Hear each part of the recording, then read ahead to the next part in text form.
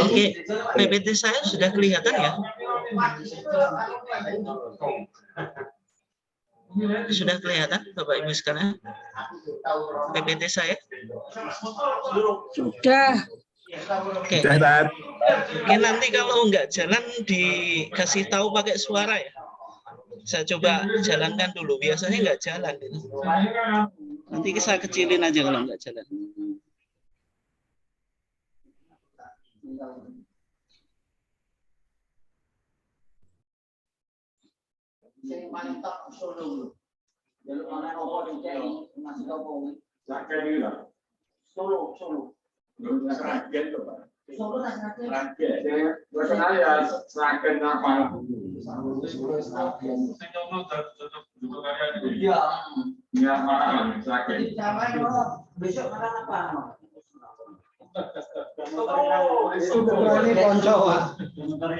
Ketuanya koncoku kuwi. Ya. Mustaqim. Seragen apa Solo? Ini malah nggak respon ya. Jadi malah di anu kan. Ini saya coba putar. Bisa jalan nggak Bapak Ibu sekalian? Kelihatan nggak? Belum bisa. Belum ya, masih di Belum. halaman pertama ya? Ya. Iya. Bentar ya.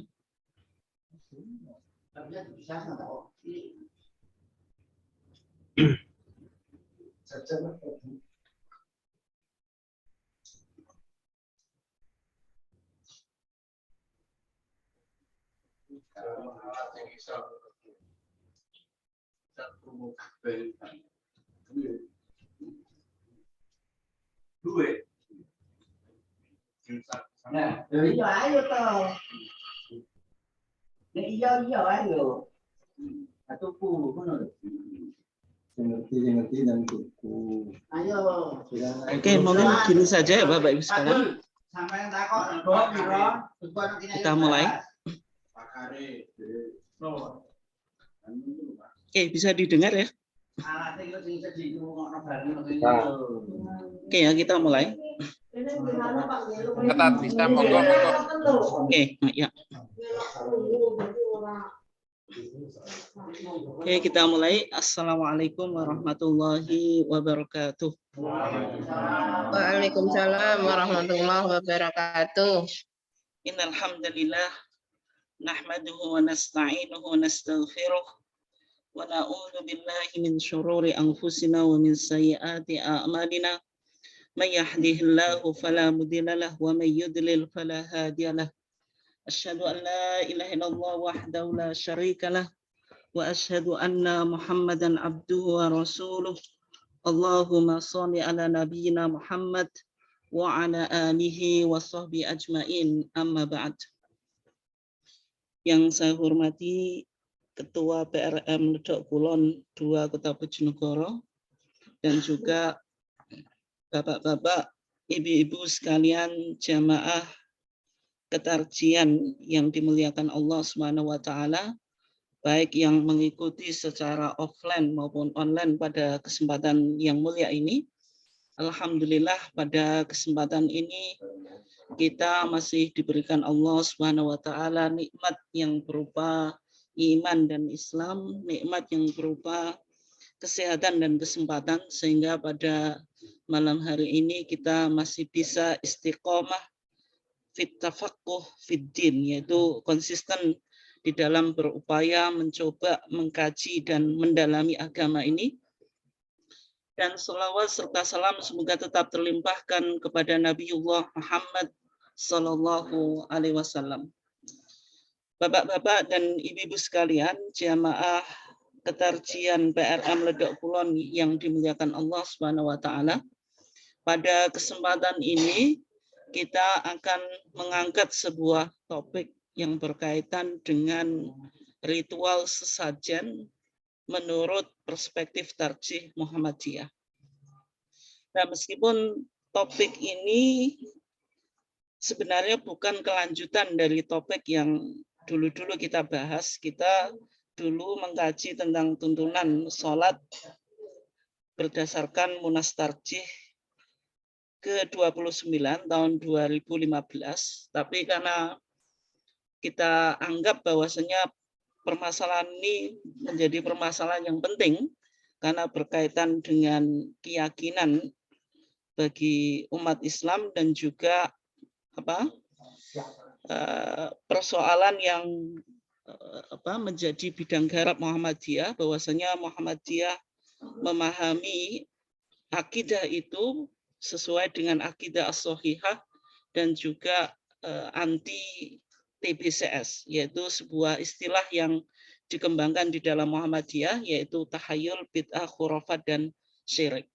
Karena permasalahan ini cukup populer di berbagai macam platform media massa, baik YouTube, kemudian WA, kemudian Instagram maupun yang lainnya, maka paling tidak kita ingin mencoba mengkaji sebenarnya permasalahan sesajen yang masih menjadi fenomena yang sering kita dapati di berbagai masyarakat. Tidak hanya nanti kita coba lihat video, tidak hanya di masyarakat sekitar Gunung Semeru, tapi juga saya kira di berbagai macam desa-desa juga masih umum kita temui tentang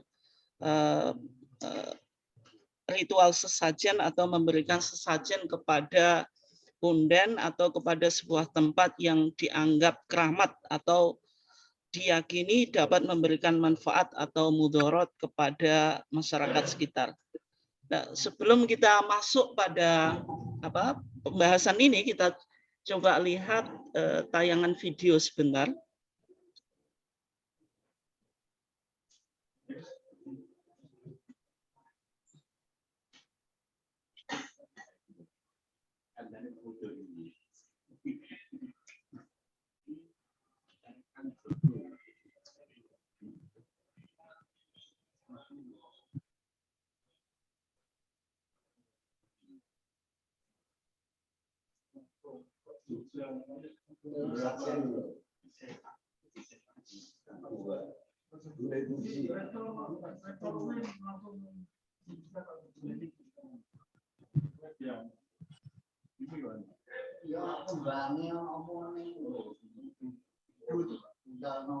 Kadang yo dasi kebu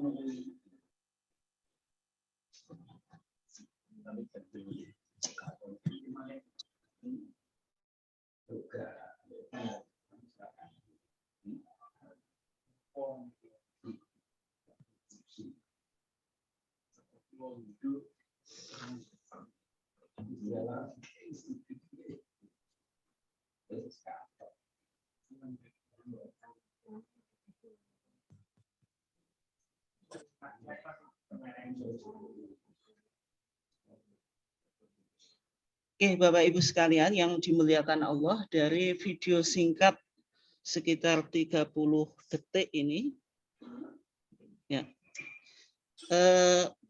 paling tidak dalam video ini memberikan gambaran. Kita tidak akan menanggapi atau merespon video ini, tapi yang penting untuk kita garis bawahi tentang fenomena memberikan sajen kepada sebuah tempat yang dianggap keramat itu ternyata masih ditemukan di dalam masyarakat kita. Kemudian yang kedua, tentang berkaitan dengan metodologi dakwah. Nah, ketika kita melihat sebuah perbuatan yang mungkin dalam perspektif kita anggap syirik, tidak benar, apakah dakwah itu harus dilakukan dengan cara yang kasar atau bagaimana? Nanti ini yang kita akan coba diskusikan. Kemudian berbagai macam bencana yang ada di negara kita, misalnya tadi seorang beliau yang menandang sesajen tadi mengatakan bahwasanya sesajen ini menyebabkan murkanya Allah, sehingga Allah menurunkan berbagai macam musibah di negara kita ini, baik musibah yang berupa bencana alam maupun pandemi, korupsi dan sebagainya. Ya, karena ini akibat dari ritual-ritual atau tradisi yang umum dilakukan di masyarakat, di antaranya adalah pemberian sajen, sehingga munculnya misalnya di konteks di erupsi Gunung Semeru, ya karena terjadinya erupsi Gunung Semeru itu disebabkan ada tradisi yang dijaga di masyarakat sekitar, yaitu memberikan sesajen di tempat-tempat yang dianggap keramat di samping Gunung Semeru. Maka persoalan ini nanti kita akan coba diskusikan, tapi yang jelas kita tidak akan menghukumi atau atau memberikan tanggapan terhadap munculnya video ini, tapi paling tidak kita jadikan sampel bagaimana kita menganalisa kejadian ini dan kita kontekkan di dalam manhaj tarjih, yaitu bagaimana Muhammadiyah memandang nanti berkaitan dengan sesajen dan juga metodologi dakwah yang dirumuskan di dalam Muhammadiyah. Yang pertama, kita coba pahami tentang tadi apa yang sebenarnya yang disebut sesajen itu. Jadi istilah sesajen itu bisa disebut sesajen, sesaji, sajen, sajian, semah atau seman. Ini tergantung di masyarakat, berbeda-beda dari satu masyarakat dengan masyarakat yang lain. Tetapi secara singkat yang disebut sesajen itu mungkin bisa kita definisikan sebagai makanan atau benda lain, misalnya berupa hewan ataupun juga bunga atau dupa yang dipersembahkan dalam upacara bersaji, yaitu upacara yang dilakukan dengan tujuan berkomunikasi atau berinteraksi dengan makhluk halus. Itu secara singkat mungkin definisi sesajen itu semacam itu.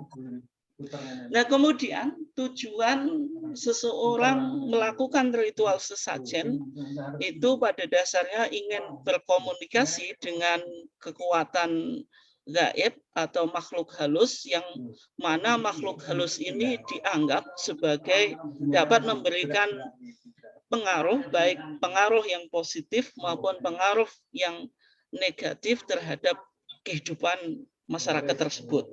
Ya, artinya nanti sesajen ini ada dua tujuan. Yang pertama mengharap yaitu supaya keinginan masyarakat tersebut terrealisasi di dalam kehidupan mereka. Kemudian yang kedua yaitu mereka mengharap dengan tradisi sesajen ini bisa menolak bala, yaitu berbagai macam bencana yang terjadi pada saat ini bisa diselesaikan dengan ritual sesajen. Kemudian media yang digunakan itu secara umum menggunakan makanan atau juga bisa dari hewan, misalnya ayam, kemudian juga kepala kerbau, kambing dan sebagainya. Ini yang digunakan media. Bahwasanya makanan-makanan ini dianggap bisa bisa menjinakkan, ya bahasa kita, yaitu menjinakkan makhluk gaib itu supaya bisa mendatangkan hal yang positif bagi kita dan tidak mendatangkan hal yang negatif. Nah, kemudian kenapa kok kajian tentang sesajen ini penting dalam konteks kita bermuhammadiyah? Yang pertama, kalau kita lihat di dalam beberapa data yang berbicara tentang ideologi Muhammadiyah, ada yang disebut dengan MKCHM, yaitu Matan Keyakinan dan Cita-Cita Hidup Muhammadiyah. Di sana dijelaskan bahwasanya Muhammadiyah bekerja untuk terlaksananya ajaran-ajaran Islam yang meliputi 4 hal atau 4 bidang, yaitu akidah, ibadah, muamalah dunyawiyah, dan juga akhlak.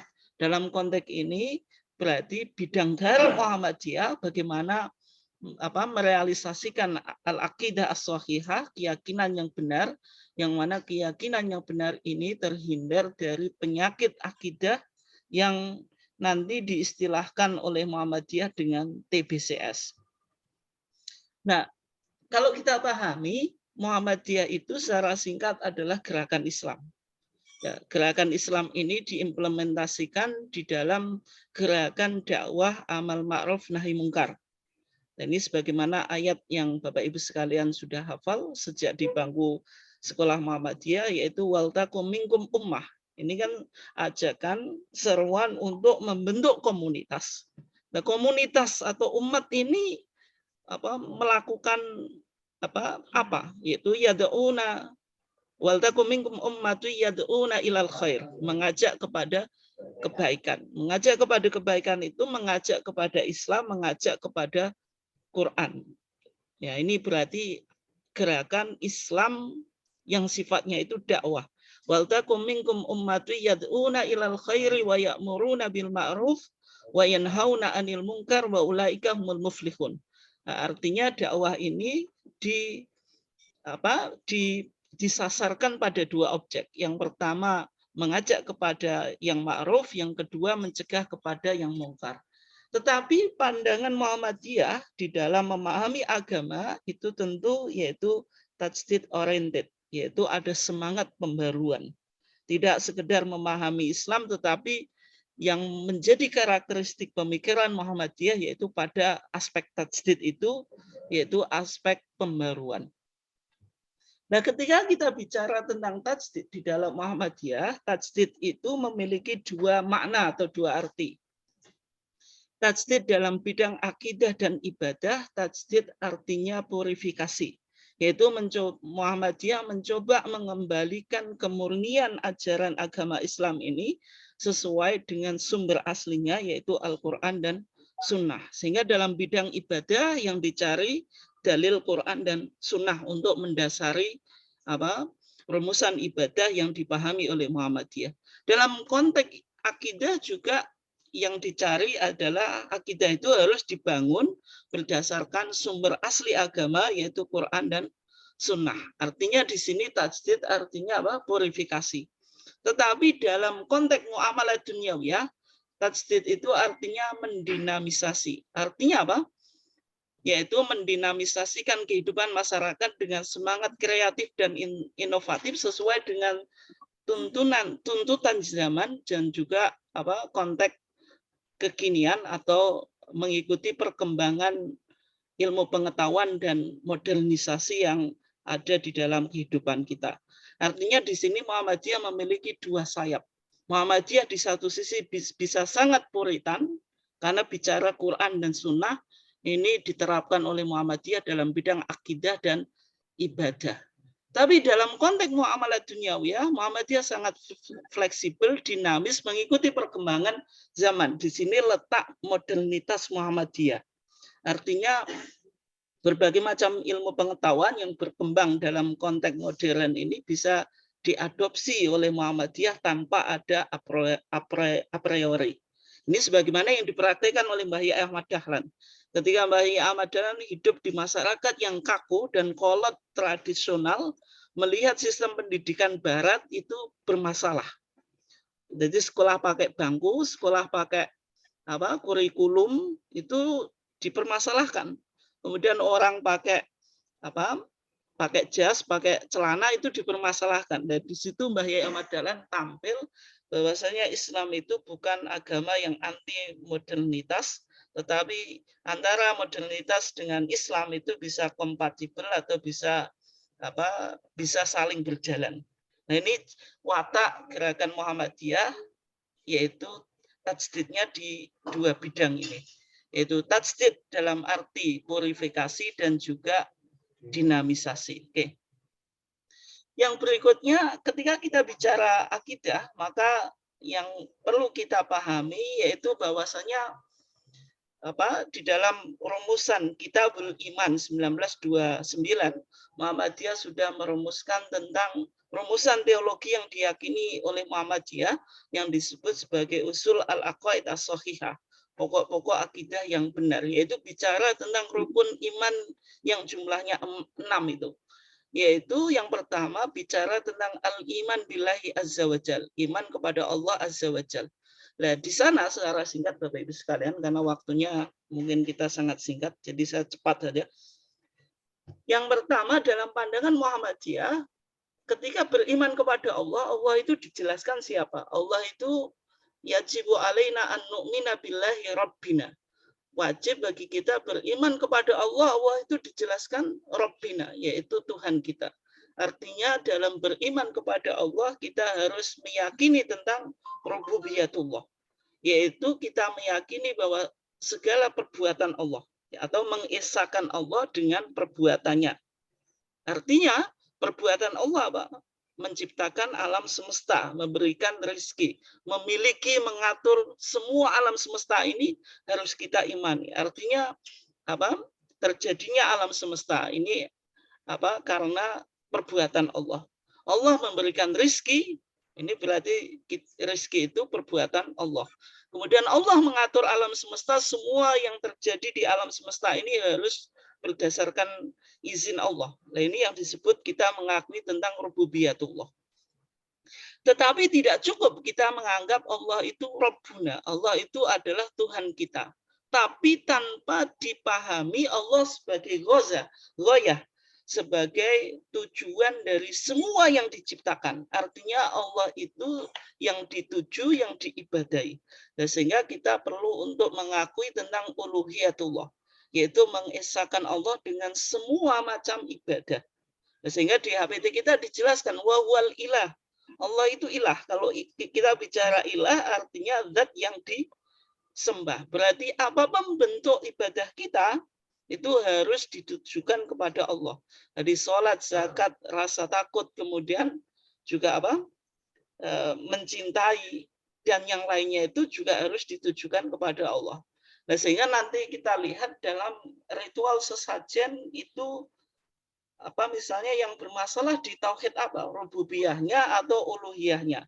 Nah, itu nanti bisa kita lihat ya, secara umum ya, kalau ketika sesajen itu meminta yang lain daripada Allah bahwasanya bisa memberikan mudarat dan manfaat, ya maka di sini di aspek uluhiyatullah yang bermasalah. Nah, kemudian ketika Muhammadiyah hadir sebagai gerakan purifikasi tauhid, sehingga Muhammadiyah perlu untuk mengidentifikasi penyakit-penyakit tauhid. Nah, penyakit-penyakit tauhid ini perlu untuk didiagnosa ketika salah satu dari warga Muhammadiyah mengidap penyakit yang diistilahkan dengan TBCS. TBC sebagaimana terminologi penyakit dalam dunia kedokteran, tapi juga digunakan dalam apa ya secara kebetulan sama dalam konteks akidah. Yaitu TBC itu T-nya adalah takhayul, hayalan kesialan. Jadi setiap anggapan kesialan itu penyakit akidah. Ketika kita misalnya naik mobil kemudian nabrak kucing, kemudian kucing itu harus dikubur dengan pakai mori. Nah, itu takhayul. Angka 13, oh ini angka tidak hoki, unlucky number, angka kesialan. Nah, ini apa? Itu bermasalah akidah kita. Nah, sehingga kalau kita mau nikah juga harus dihitung wetonnya. Ini cocok atau tidak dengan ilmu primbon. Nah, itu. Nah, ini juga takhayul. Kalau tidak cocok wetonnya maka gagal nikah. Nah, itu. Atau misalnya wetonnya pas keblake bayi, ya itu. Nah, kemudian juga bid'ah. Bid'ah itu melakukan inovasi di dalam agama.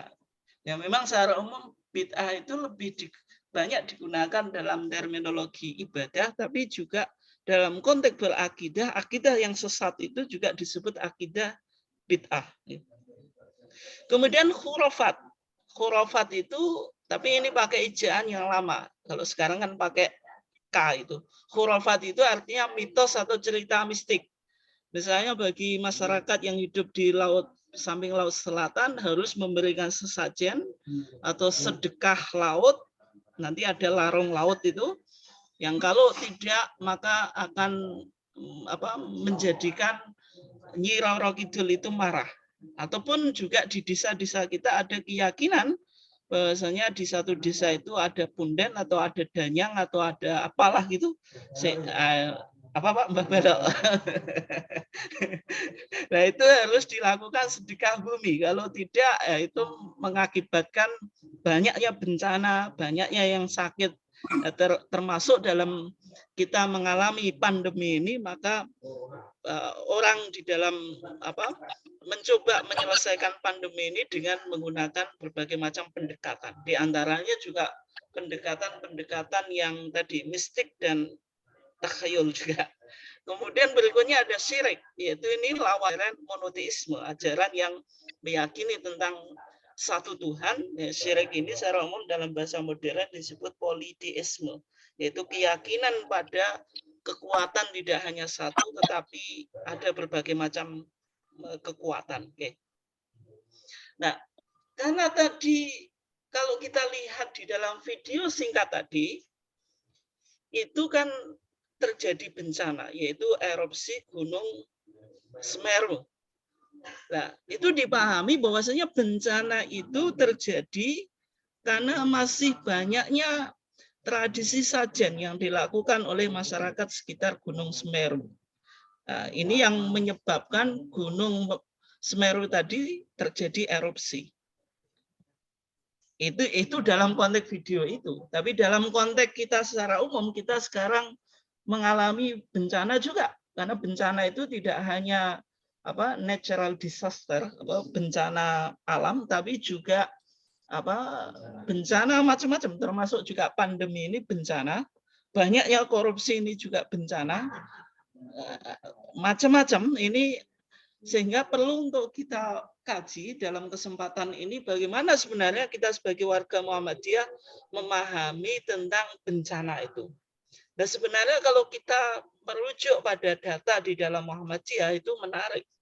Karena Muhammadiyah di Munas ke-29 di Jogja 2015 itu sudah merumuskan fikih kebencanaan.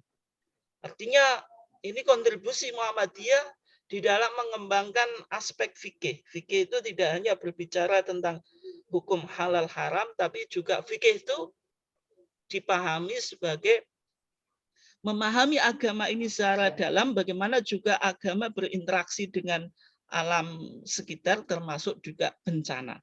Sehingga Bapak Ibu sekalian bisa lihat di HPT yang 3 itu ada fikih kebencanaan. Itu rumusannya cukup luar biasa ya.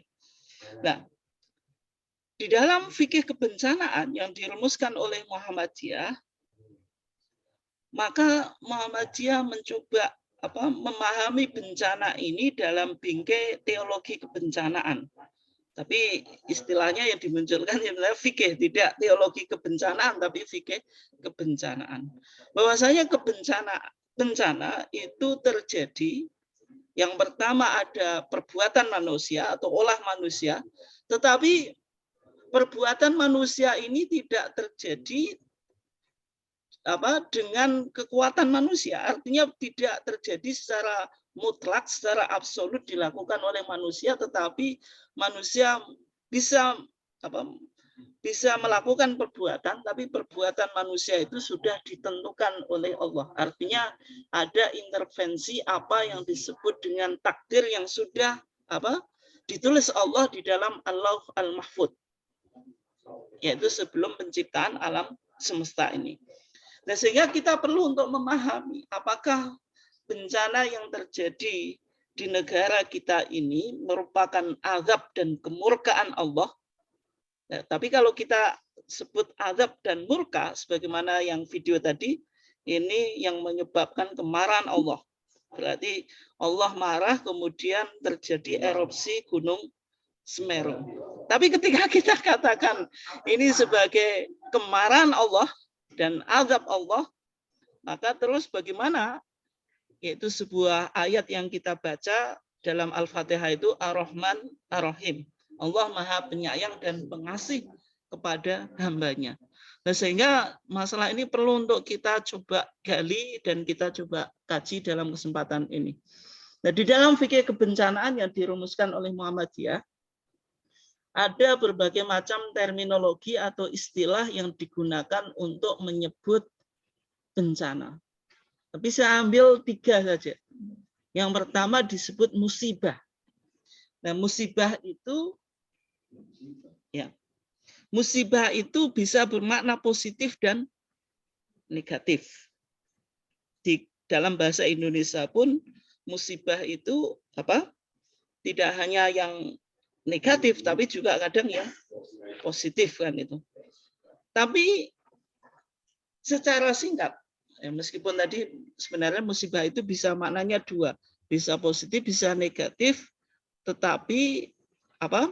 Kalau kita lihat di dalam Al-Quran itu misalnya dalam surat An-Nisa ayat 79 Allah mengatakan ma asabaka min hasanatin faminallah wa ma asabaka min sayyi'atin famin nafsik.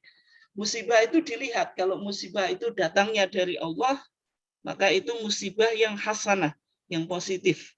Misalnya kematian itu ya bisa positif, bisa negatif, tergantung ya. Tapi wa ma asabaka min sayyi'atin famin nafsik. Tapi kalau musibah itu merupakan perilaku atau terjadi karena perilaku kita, maka itu disebut musibah sayyi'ah. Sehingga kalau kita bisa simpulkan musibah itu sesuatu yang menimpa manusia ya, akibat kesalahan manusia. Jadi manusia melakukan kesalahan kemudian diberikan musibah. Oke. Kemudian yang kedua bala. Bala. Kalau bala itu ya, tapi kalau di Indonesia, di bahasa Indonesia ini kan kita menyinkronkan dua istilah, kadang enggak matching. Bala itu kalau di bahasa Indonesia itu cenderung negatif. Tapi kalau di dalam bahasa Quran, bala itu sebenarnya musibah, tapi di situ untuk menguji sejauh mana kekuatan iman seorang hamba. Artinya Allah memberikan bala, tapi untuk menguji sejauh mana seorang hamba ini lolos dari ujian tadi atau balak tadi. Ketika lolos, maka imannya tambah. Maka dalam hadisnya dikatakan innallaha idza ahabba qauman ibtalahum. Sesungguhnya Allah kalau mencintai suatu kaum, maka Allah akan memberikan balak kepada mereka. Artinya balak di sini yaitu sesuatu yang kita tidak sukai, tetapi ketika kita bisa meresponnya dengan baik dan bisa keluar dari bala ini, maka akan menjadikan kualitas spiritualitas kita atau keimanan kita menjadi naik. Nah, sehingga bala itu suatu keniscayaan dan dijatuhkan oleh Allah walaupun manusia itu tidak melakukan kesalahan. Sebagaimana Nabi juga diberikan bala. Oke. Kemudian yang ketiga ada fitnah. Kalau fitnah itu yaitu bencana yang dijatuhkan Allah dan ini menimpa siapa saja. Tidak hanya orang yang baik, tapi juga orang yang berbuat jahat. Atau tidak hanya orang yang berbuat jahat atau berbuat dosa, tapi juga orang baik. Sehingga kita memiliki harta itu juga fitnah, memiliki anak itu juga fitnah. Innama amwalukum wa auladukum fitnah. Yaitu anak itu tergantung kita bagaimana mendidik atau juga menempatkan anak itu. Istri juga sama. Bisa potensi baik dan potensi tidak. Semuanya ini disebut fitnah. Ya, sehingga dalam Al-Quran dikatakan wattaqu fitnatan la yusibanna alladziina dzalamu minkum khassah. Takutlah pada sebuah fitnah yang di situ tidak hanya menimpa orang-orang yang melakukan kezaliman saja, tetapi juga orang yang tidak bersalah juga terkena terkena fitnah itu. Nah, sehingga dari tiga terminologi ini, ketika kita menyikapi berbagai macam bencana yang ada di negara kita ini, erupsi gunung Merapi, kemudian juga korupsi, kemudian apa lagi? Nepotisme, KKN dan sebagainya, dan juga pandemi semacam ini artinya tidak hanya orang-orang yang melakukan korupsi saja yang meninggal. Tidak, yang kena pandemi ini, korban pandemi tidak hanya orang-orang yang di jalanan, tapi juga para tokoh-tokoh ulama juga yang kena pandemi meninggal, dan bahkan tenaga kesehatan juga dokter banyak yang meninggal. Ini artinya kejadian ini menimpa semua masyarakat, baik dia baik atau tidak. Nah, kalau kita tempatkan dalam 3 terminologi ini, sebenarnya cobaan dan ujian yang terjadi di negara kita ini disebut musibah, bala, atau fitnah. Nah, atau masuk semuanya. Tapi dalam pandangan Muhammadiyah, apa ya? Semua ujian dan cobaan yang ada di negara kita ini dikategorikan sebagai apa? Fitnah. Kenapa kok fitnah? Ya, karena semuanya merasakan. Kita mengalami tradisi korupsi yang luar biasa, yang menderita, semua rakyat yang menderita. Setiap bayi yang dilahirkan menanggung hutang. Gitu. Kemudian pandemi ini semuanya yang kena. Gitu. Kemudian juga berbagai macam bencana yang ada di negara kita, artinya tidak hanya khusus bagi orang yang melakukan perbuatan dosa, tapi juga semuanya. Sehingga ini yang disebut apa? Fitnah. Oke. Nah, kalau kita lihat tadi dalam ritual atau tradisi sesajen, sebenarnya Muhammadiyah itu sudah memberikan fatwa di TJA Tanya Jawab Agama juz 4 halaman 285. Di sana menjawab sebuah permasalahan yang berkaitan dengan tradisi memberi sesajen pada pohon. Dalam pandangan Muhammadiyah, memberi sesajen pada pohon itu dilihat dari 2 aspek. Yang pertama, sesajen yang berisi mungkin ada ayam, sesuatu yang disembelih, kemudian juga ada hasil bumi, berbagai macam buah-buahan, nasi, dan sebagainya. Ini diberikan kepada makhluk gaib itu, mereka beranggapan bisa mengenyangkan makhluk gaib itu, dan tidak dimakan. Ini bertentangan dengan prinsip Islam, bagaimana Islam memposisikan harta. Bahwasanya harta itu kita tidak boleh membuang harta dengan mubadir.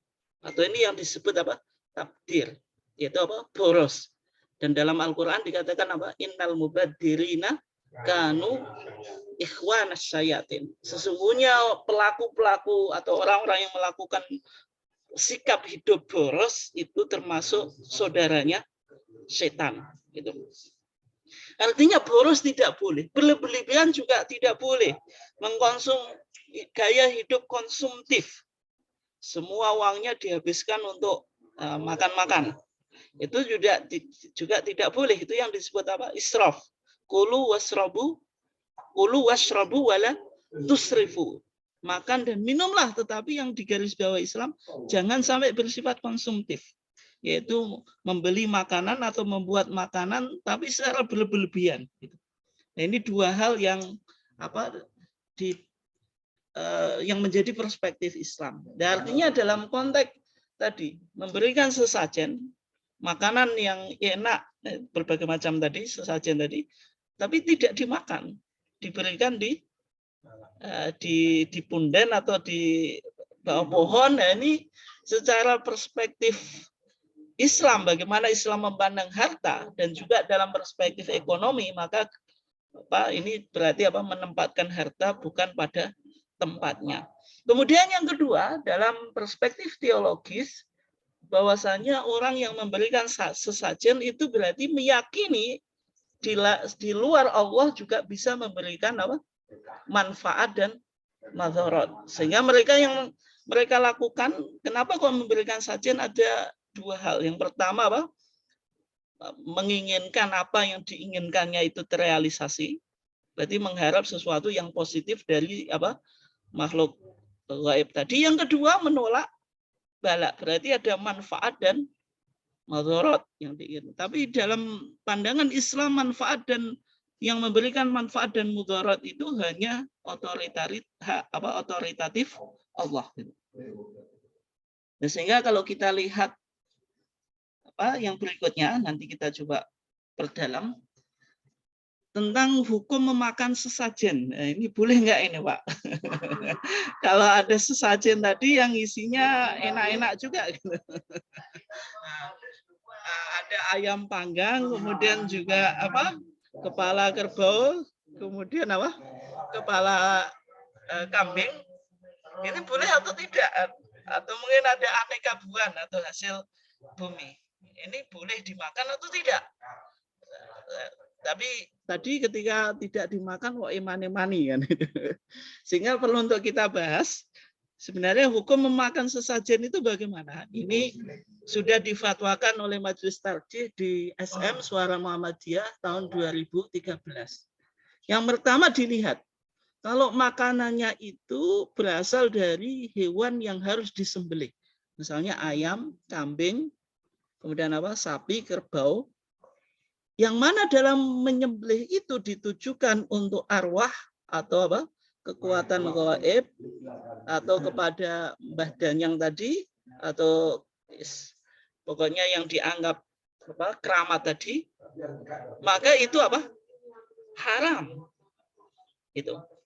Karena dalam surat Al-Baqarah ayat 173 dikatakan innama harama alaikumul maitata. Sesungguhnya Allah mengharamkan bagi kamu sekalian yang pertama bangkai, yang kedua wadama yaitu darah, walahmal khinzir daging babi. Kemudian yang keempat dijelaskan wama uhilla bihi li ghairillah, yaitu sesuatu yang disembelih ketika menyembelih itu bukan ditujukan pada Allah. Dalam tauhid uluhiyah kita, yaitu kita beribadah kepada Allah secara totalitas, maka termasuk menyembelih itu termasuk ibadah. Maka dalam doa yang kita baca dalam sholat doa iftitah itu inna sholati wa nusuki. Nusuk itu Nusuk itu makna umumnya adalah ibadah secara umum, tapi makna spesifiknya nusuk itu sembelian. Artinya ketika kita menyembelih sesuatu yang punya nyawa, itu tidak boleh ditujukan selain Allah. Jadi ketika tadi sesajen itu misalnya dari ayam yang menyembelih menunjukkan sembelihan ini untuk makhluk gaib tadi, maka ini hukumnya haram. Berdasarkan nas Al-Qur'an. Ya.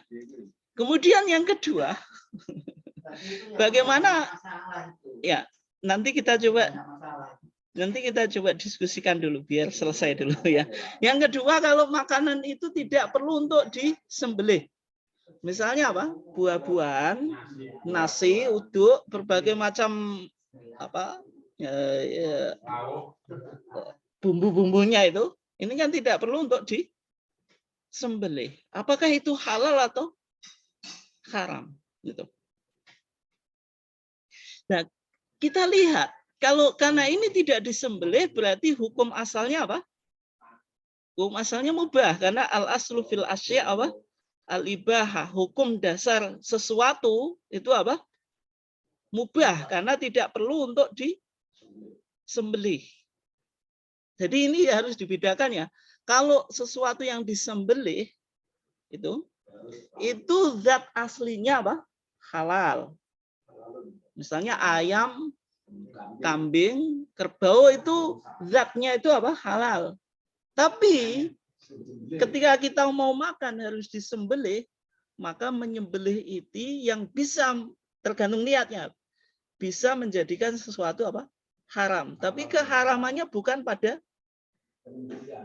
zatnya, tapi pada ibadah menyembelihnya.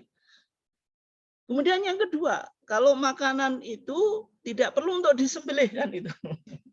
Tadi buah-buahan dan sebagainya. Sehingga ya berlaku hukum asalnya karena tidak perlu untuk disembelih. Hukum asalnya halal.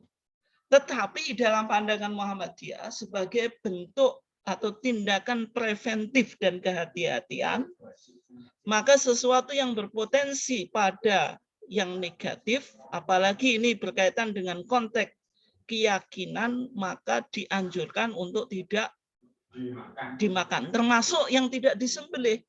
Berarti buah-buahnya juga tidak dimakan. Kemudian nasinya juga tidak dimakan. Tetapi keharaman ini keharaman yang sifatnya preventif.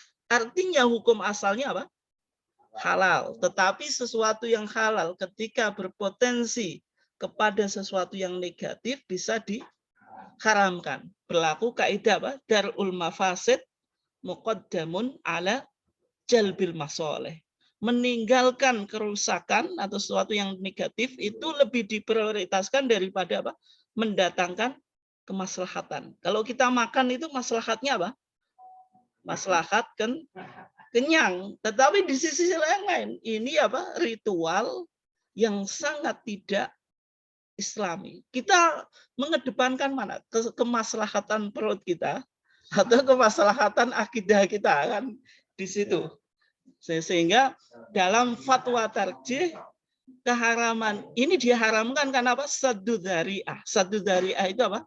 Memblokade jalan yang menuju kepada apa?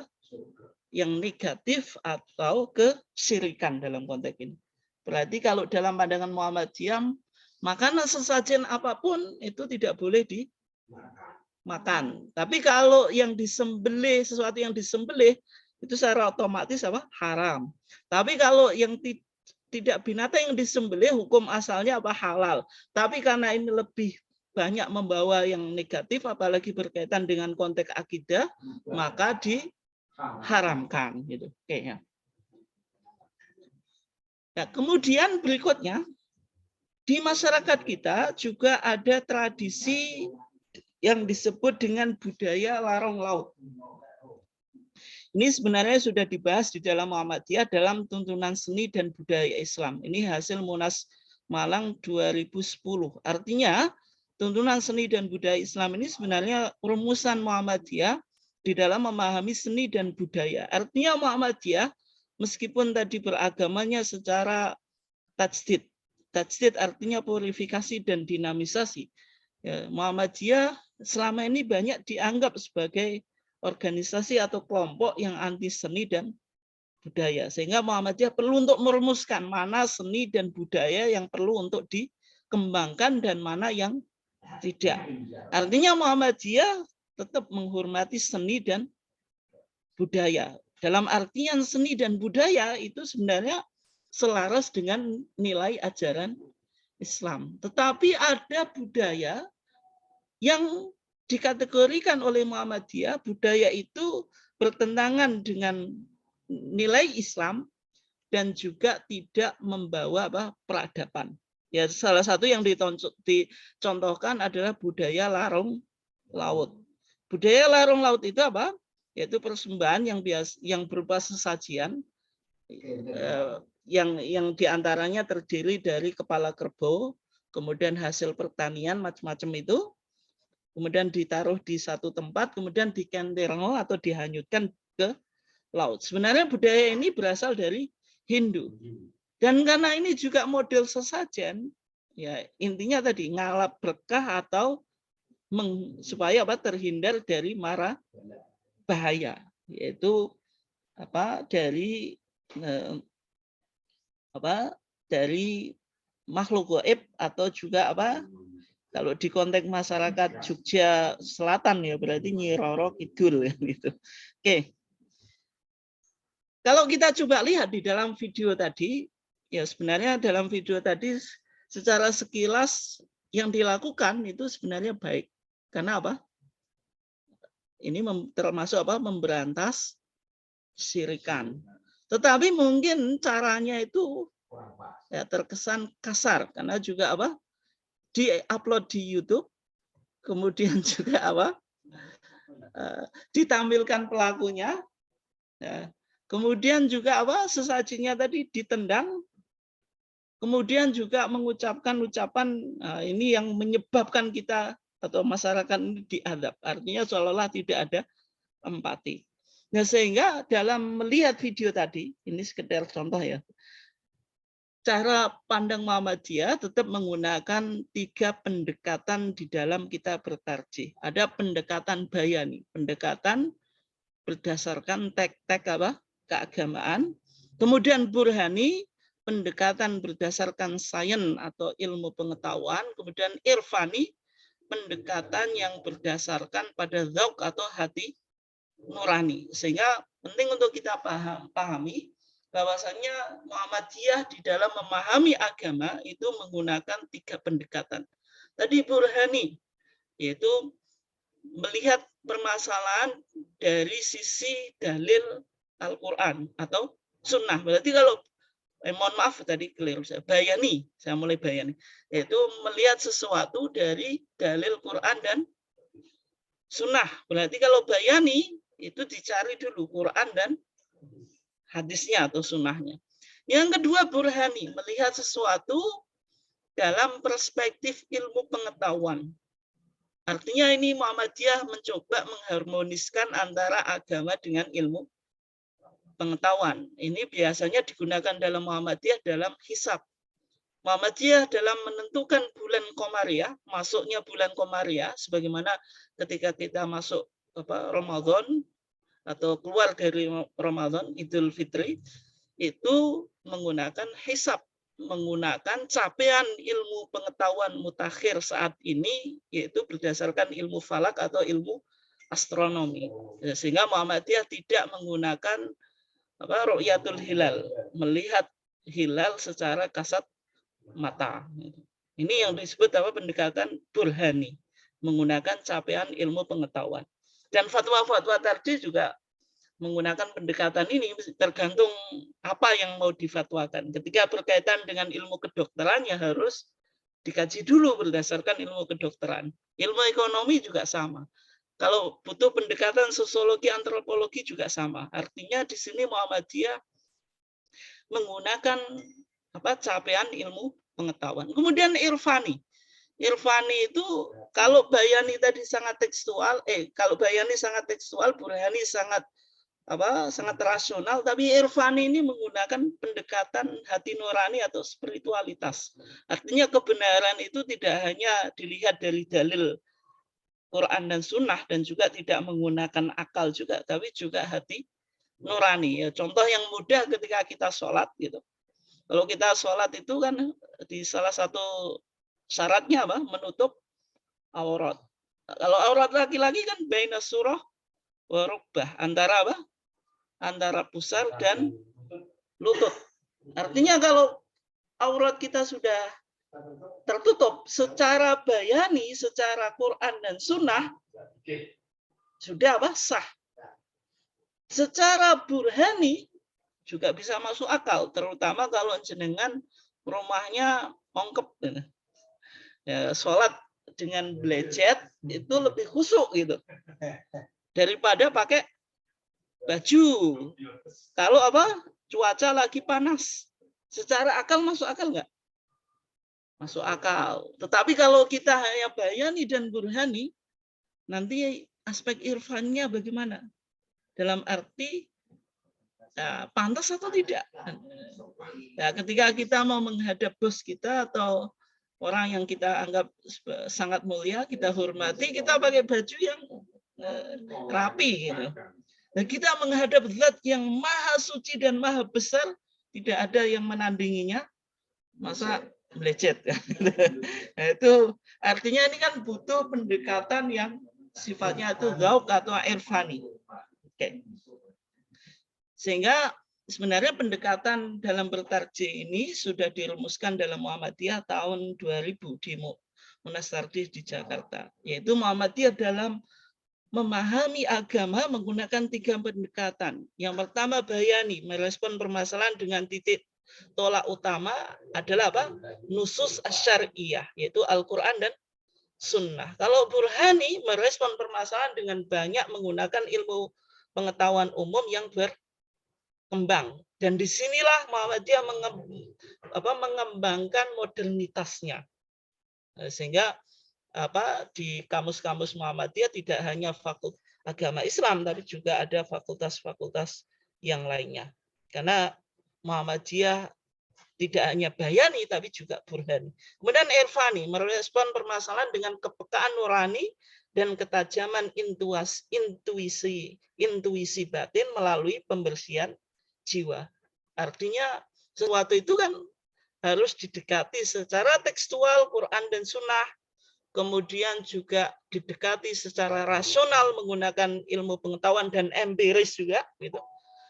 dan juga harus didekati secara spiritual dan filosofis. Kalau kita bisa menggabungkan 3 hal ini, maka menjadikan cara beragama kita sangat kuat gitu. Oke, sehingga yang kita lakukan terhadap fenomena sesajen yang masih marak di masyarakat kita, maka perlu untuk dilakukan literasi akidah, dalam artian harus sering untuk didiskusikan hal-hal yang berkaitan dengan masalah keyakinan.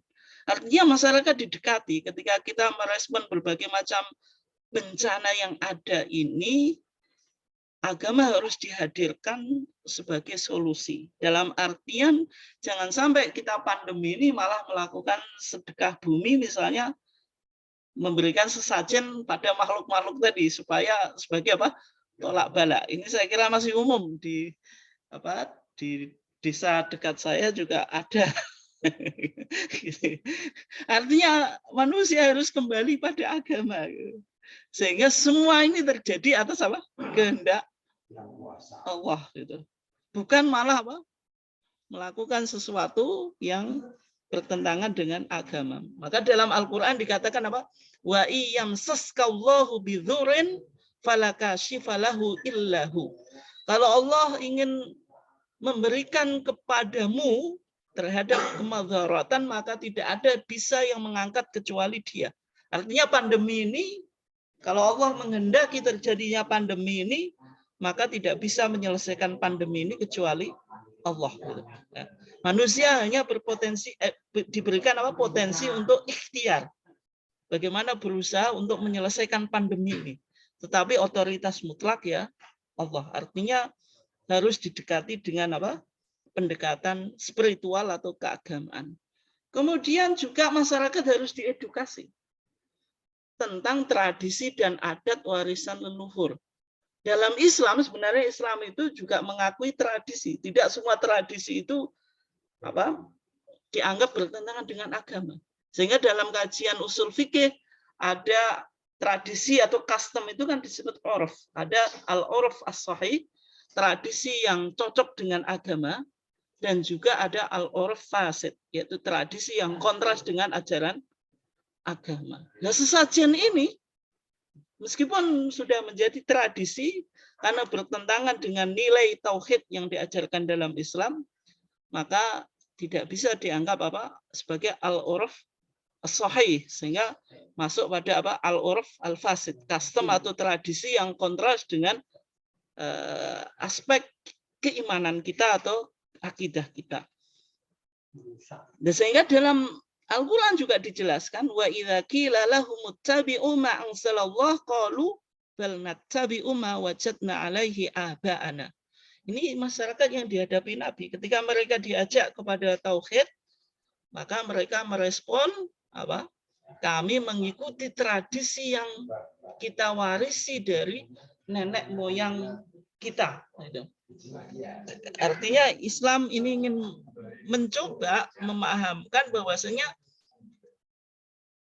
manusia atau masyarakat itu tidak lepas dari tradisi dan adat warisan leluhur.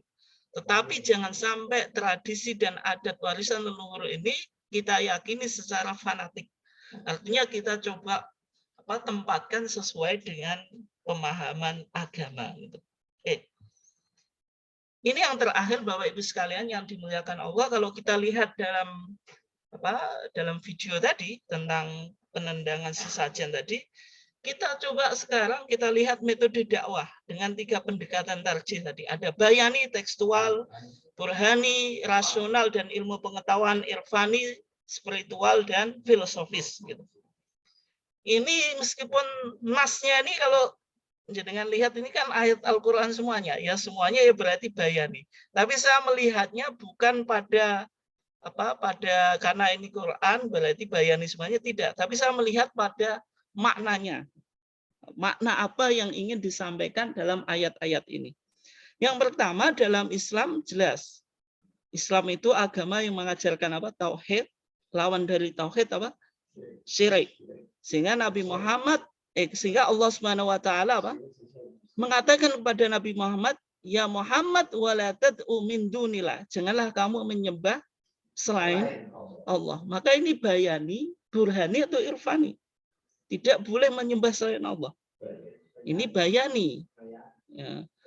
Tapi Al-Quran menjelaskan, kalau kamu ya Muhammad menyembah selain Allah, maka selain Allah itu apa? Mala yanfa'uka wala yadhuruk. Tidak bisa memberi manfaat kepadamu dan tidak bisa memberi mudarat. Artinya musibah ini, baik kamu memberikan sesajen atau tidak, itu nggak ada pengaruhnya. Gitu. Ini diajak untuk apa? Berpikir, menggunakan pendekatan apa? Burhani. Berpikir, apalagi dalam konteks modern. Gitu. Yang namanya makhluk halus itu ada atau tidak? Oke. Kemudian fa'in fa'alta fa'innaka idza minal dzalimin, wahai Muhammad, kalau engkau melakukan perbuatan syirik maka kamu termasuk orang-orang yang zalim. Ini apa? Irfani, artinya spiritualitasnya tidak ada. Nah, irfannya tidak ada. Oke. Kemudian yang berikutnya ini berkenaan dengan dakwah Nabi Ibrahim. Nabi Ibrahim itu hidup di komunitas atau masyarakat apa? Paganis atau penyembah patung, berhala atau masyarakat musyrik. Yang dilakukan oleh Nabi Ibrahim apa? Nah, suatu hari Nabi Ibrahim masuk pada kuil mereka. Yang kuil itu semuanya ada patung, ada yang besar, ada yang paling besar kan itu. Yang dilakukan oleh Nabi Ibrahim apa? Semuanya dihancurkan. Tapi ditinggalkan yang paling apa? Besar. Nah, ketika hari besoknya nah, masyarakat atau umatnya Nabi Ibrahim ini tahu bahwasanya Tuhan mereka ini dihancurkan semuanya, maka mereka berusaha mencari siapa pelakunya ini. Maka terdeteksi Nabi Ibrahim yang menjadi apa? Aktor atau pelakunya. Akhirnya ditangkap dan diinterogasi. Ketika diinterogasi, ya Ibrahim, kamu melakukan ini. Kata Ibrahim, tidak, saya tidak melakukan. Qala bal fa'alahu kabirum hadza. Yang melakukan yang paling besar ini. Berarti Nabi Ibrahim bohong atau tidak ini? Bohong. Nah, bohong boleh nggak? Boleh. Kalau di sini karena bohongnya untuk kebaikan, maka diperbolehkan. Ya. Kemudian fas'aluhum in kanu yantikun, maka tanyalah kepada patung-patung ini kalau mereka bisa bicara. Artinya secara akal patung ini tidak mungkin apa? Berbicara, tapi Nabi Ibrahim menggunakan pendekatan apa? Burhani. Tapi mungkin itu yang di sini Nabi Ibrahim apa? Tidak begitu mengedepankan pada aspek irfani. Akhirnya yang terjadi apa? Riskan. Berisiko apa? Nabi Ibrahim tadi dihukum dengan dibakar. Kemudian Allah mengatakan apa? Qulna ya naru, kami mengatakan wahai api, kuni bardan wassalaman ala Ibrahim. Kemudian kami mengatakan wahai api, jadilah kamu dingin dan membawa keselamatan kepada Nabi Ibrahim. Artinya Nabi Ibrahim sebagai peletak dasar ketauhidan dalam apa? Mengajarkan ajaran tauhid dan menghindari dari kesyirikan, tapi mengalami risiko yaitu apa? Dibakar itu. Tapi dalam dakwah Nabi Muhammad pendekatannya lebih berbeda. Dan ketika Nabi Muhammad berdakwah di awal-awal Islam itu tidak pernah Nabi Muhammad langsung patung-patung yang ada di Ka'bah itu langsung dihancurkan, tidak. Dan bahkan Allah apa? Memperingatkan kepada umat Islam jangan sampai apa? Mencaci, mencela berhala atau sesuatu yang disembah selain Allah. Ketika apa? Ketika dicela ini berpotensi atau konsekuensinya apa?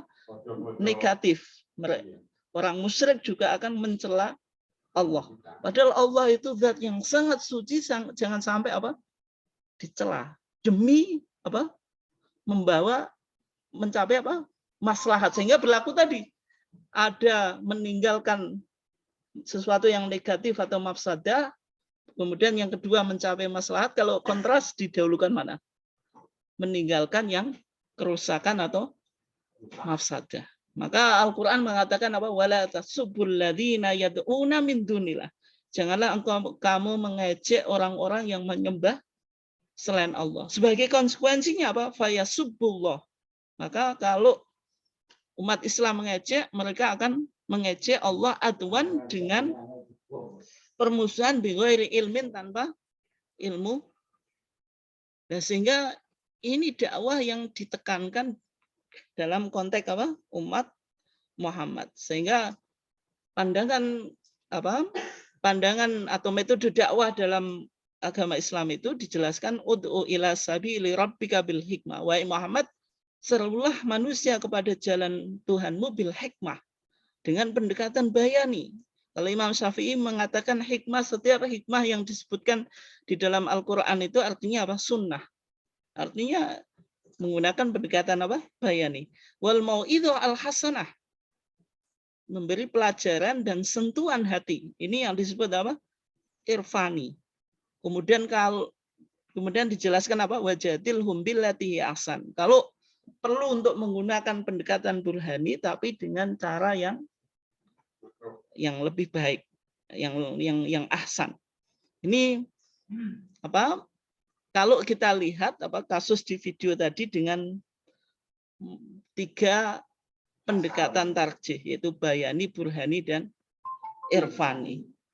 Mungkin itu Bapak Ibu sekalian yang dimuliakan Allah. Silahkan kalau ada yang ingin ditanggapi atau disampaikan.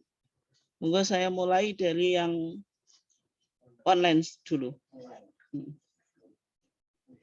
Offline-nya itu atau bebas.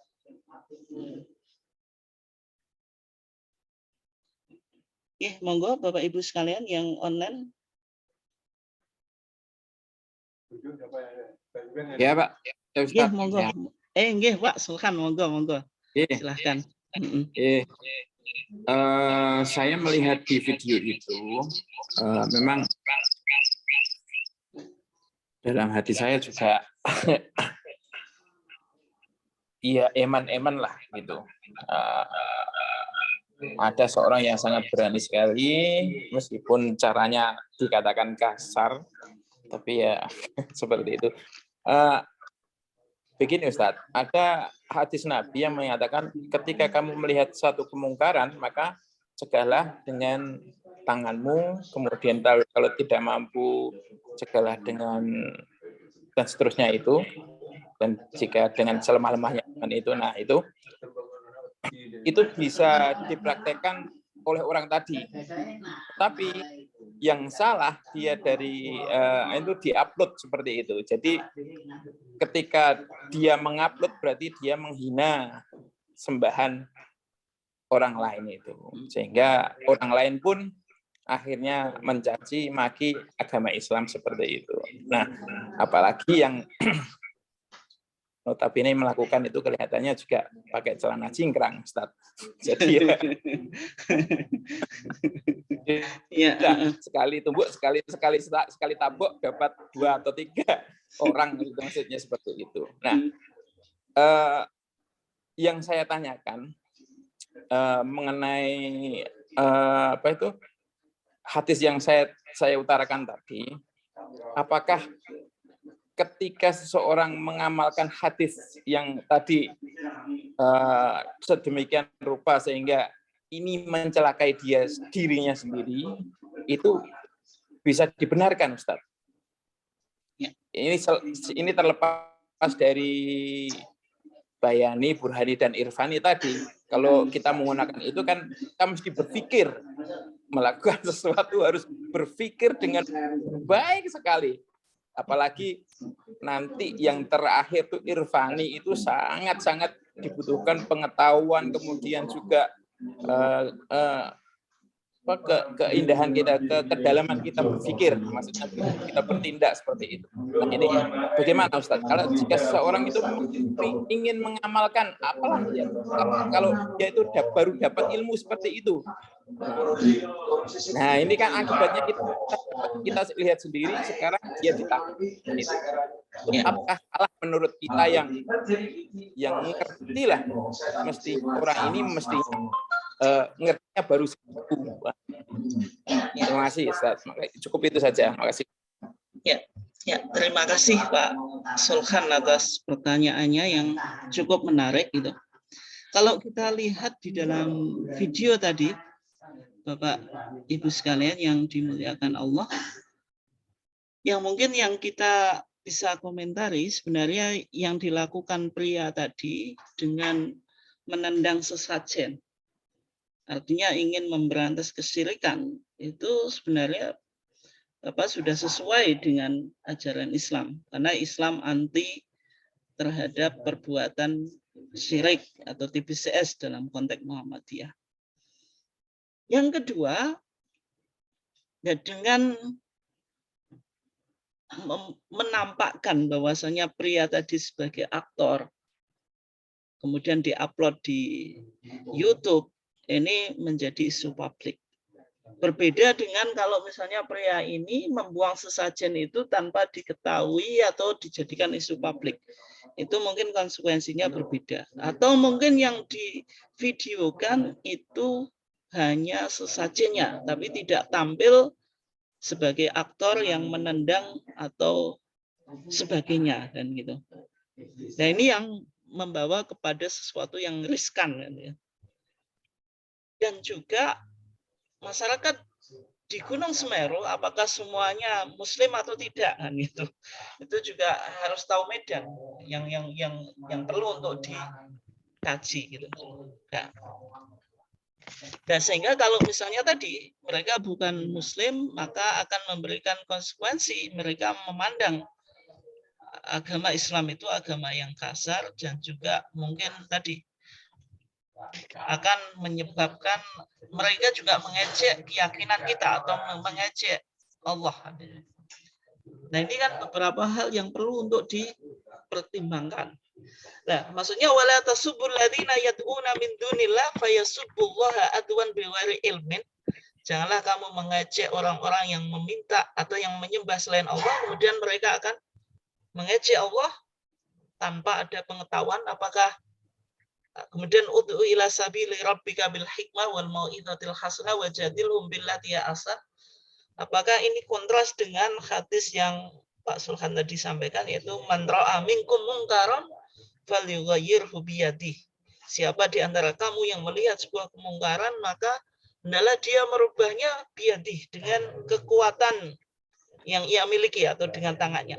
Fa illam yastati fa bilisani, fa illam yastati fa biqalbihi wa dzalika adaful iman. Kalau tidak bisa dengan mulutnya menasihati, kalau tidak bisa minimal dengan hati dalam arti membencinya, maka itu dianggap sebagai iman yang paling lemah. Nah, man ra'a minkum mungkaran falyughayyirhu biyadihi, itu ketika kita memiliki kekuatan, gitu. Apalagi kita hidup di masyarakat yang sangat bermacam-macam. Umat Islam pun tidak satu kata, kan, gitu. Dan sehingga kalau kita lihat dalam medsos itu, dalam menyikapi video ini kan ada pro yang kontra, dan semuanya juga Islam, gitu.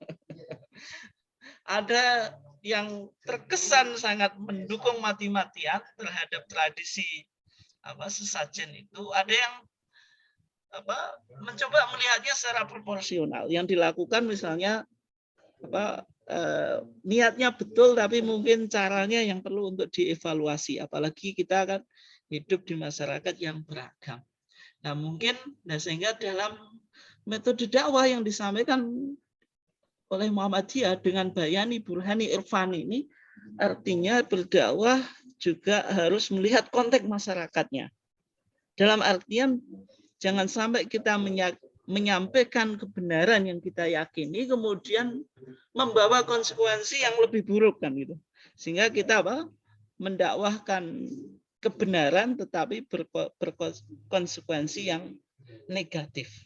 Nah, dengan bayani, burhani, irfani, maka sebenarnya ini bisa kita jadikan metode dakwah. Dalam arti apa? Tadi ada literasi tauhid, ya berarti kalau literasi tauhid ya bayani. Nah, dalam arti agama Islam mengajarkan tauhid, kemudian lawan dari tauhid syirik. Burhani kita menjelaskan bahwasanya apa? Yang disembah selain Allah itu secara rasional dan ilmu pengetahuan itu tidak memiliki kekuatan. Ya, misalnya tadi sesajen itu tidak akan memberikan pengaruh apapun terhadap bencana yang kita hadapi di sini kan itu. Pandemi itu tidak selesai dengan hanya melakukan ritual sesajen. Dalam kacamata ilmu pengetahuan juga tidak. Erupsi gunung itu kan perlu untuk didekati dengan ilmu pengetahuan. Ada ilmu yang mengkaji tentang gunung itu apa namanya? Lupa saya. Apa ilmunya itu namanya? Enggak, ilmu yang mengkaji tentang gunung itu vulkanologi. Nah, ini kan perlu untuk didekati semacam itu, bukan dengan memberikan sesajen. Kalau kita bisa menjelaskan dengan pendekatan burhani, artinya bencana itu bisa diprediksi kapan terjadi dan tidak. Kemudian irfani, detektornya rusak. Ya, nah, irfani ini kan penting dalam artian ada setuan spiritualitas dalam beragama. Sehingga agama ini betul-betul menjadi solusi di dalam memecahkan semua persoalan ini. Ya. Jangan sampai ketauhidan kita itu luntur dan beralih pada zat-zat selain Allah, kemudian diberikan sesajen itu. Ya mungkin itu ya Pak Sulhan kurang lebihnya, dalam artian tadi harus pendekatannya bayani, burhani, irfani. Nah, ya mungkin dengan tadi biyadi dengan model Nabi Ibrahim, tapi ini bukan berarti Nabi Ibrahim salah ya. Ketika Nabi Ibrahim menggunakan pendekatan bayani, kemudian juga burhani, ini kan membawa konsekuensi. Konsekuensinya Nabi Ibrahim dibakar. Karena Nabi Ibrahim belum melihat kekuatan yang ia miliki itu. Dia hanya sendiri, mungkin umatnya juga masih minoritas, kemudian melakukan sesuatu yang sangat riskan. Ya, akhirnya tadi. Sehingga dalam dakwah Nabi Muhammad, karena Nabi Muhammad ini khatamul anbiya wal mursalin, dakwahnya jangan sampai gagal dengan mengambil pelajaran nabi-nabi yang terdahulu. Sehingga ketika Nabi melakukan dakwah, melihat Mekah itu kan semuanya Ka'bah itu kan dikelilingi patung-patung. Yang dilakukan Nabi tidak menghancurkan. Nah, patung itu dihancurkan kan pasca Fathu Makkah. Tapi sebelumnya kan tidak. Nabi pendekatan bayani wahyu, mengaku sebagai Nabi dapat wahyu dan sebagainya, juga burhani. Menggunakan akal pikiran bahwasanya patung ini masa pamannya Nabi itu buat patung dari roti, habis disembah dimakan. Nah, itu kan dijelaskan yang tidak rasional, itu kan yang dilakukan Nabi. Kemudian irfani, dakwahnya lembut tadi, bil hikmah wal mau'idhah hasanah, sehingga Nabi mengalami dua fase dakwah, ada dakwah siriyah, dakwah secara sembunyi-sembunyi, kemudian dakwah secara jahriyah, kemudian hijrah ke Madinah membangun umat. Ketika sudah berdiri umat yang kokoh, itu baru kembali ke Mekah untuk menaklukkan kota Mekah, dan itu umat bangsa kafir Quraisy itu kalah sendiri tanpa melakukan peperangan, karena sudah kuat, mempunyai power yang luar biasa. Tadi Nabi di situ sudah menggunakan man ra'a minkum mungkaron falyughayyirhu biyadihi, karena melihat sudah memiliki kekuatan. Tetapi ketika belum, ya itu kan perlu untuk menggunakan step-step di dalam berdakwah. Mungkin itu Pak Sulhan ya kurang lebihnya. Mohon maaf. Ya silakan Bapak Ibu sekalian yang mungkin ada yang mau tanya di online? Atau kalau tidak, ntar Pak ya, saya baca ini ya. Saya baca Pak Slamet Riyadi ini. Ustadz nampak bahwa kesyirikan di masyarakat itu akan selalu ada karena ada keyakinan yang kuat pada diri mereka. Bagaimana kalau sudah kita cerahkan tapi tidak berubah kesyirikannya, bahkan semakin menjadi-jadi. Lantas dakwah apa yang harus kita lakukan? Ya, dakwah dalam Muhammadiyah tadi kan Muhammadiyah itu apa? Muhammadiyah itu muncul sebagai Harakah Islamiyah, gerakan Islam. Ya. Gerakan Islam yang mengajak kepada agama Islam. Wal takum minkum ummah, ada komunitas. Kemudian dakwah Islamiyah ini diimplementasikan dalam amar ma'ruf nahi mungkar. Jadi dakwah Muhammadiyah ada dua hal ini. Yang pertama memerintah yang ma'ruf, yang kedua nahi mungkar. Mengajak yang ma'ruf ini saya kira Muhammadiyah banyak itu wadahnya. Bisa mendirikan rumah sakit, panti asuhan, kemudian sekolah dan yang lainnya. Yang memang terkesan Muhammadiyah lebih banyak amar ma'rufnya daripada nahi mungkar. Karena nahi mungkar Muhammadiyah itu sebenarnya ketika kita lebih dominan amal ma'ruf itu, nahi mungkar secara otomatis hilang gitu. Sehingga Muhammadiyah tidak pernah kita temui misalnya ikut demo atau ikut laskar jihad atau yang lainnya. Tapi Muhammadiyah sibuk untuk mengembangkan aumnya, bagaimana aum ini berkembang, kemudian masyarakat sadar sendiri sehingga tadi melakukan kebaikan dan meninggalkan yang mungkar. Ini yang dicoba digarap oleh Muhammadiyah. Sehingga yang lebih dikedepankan ya bagaimana membangun aum ini, menguatkan jamaah di bawah gitu. Sehingga perlu untuk dilakukan tadi literasi akidah, kajian-kajian di Muhammadiyah jangan sampai yang dibahas hanya tauhid saja, hanya fikih saja, tapi juga ada tauhid. Ini kan perlu untuk dibiasakan sehingga warga Muhammadiyah memiliki pemahaman tauhid yang baik dan kuat. Mungkin itu Pak ya kurang lebihnya. Ya memang dakwah ke tauhid ini kan harus sabar Pak, dalam arti yang penting membangun kesadaran. Nah, kita warga Muhammadiyah kesadaran untuk mengkaji tarjih saja masih kurang ya Pak. Bagaimana?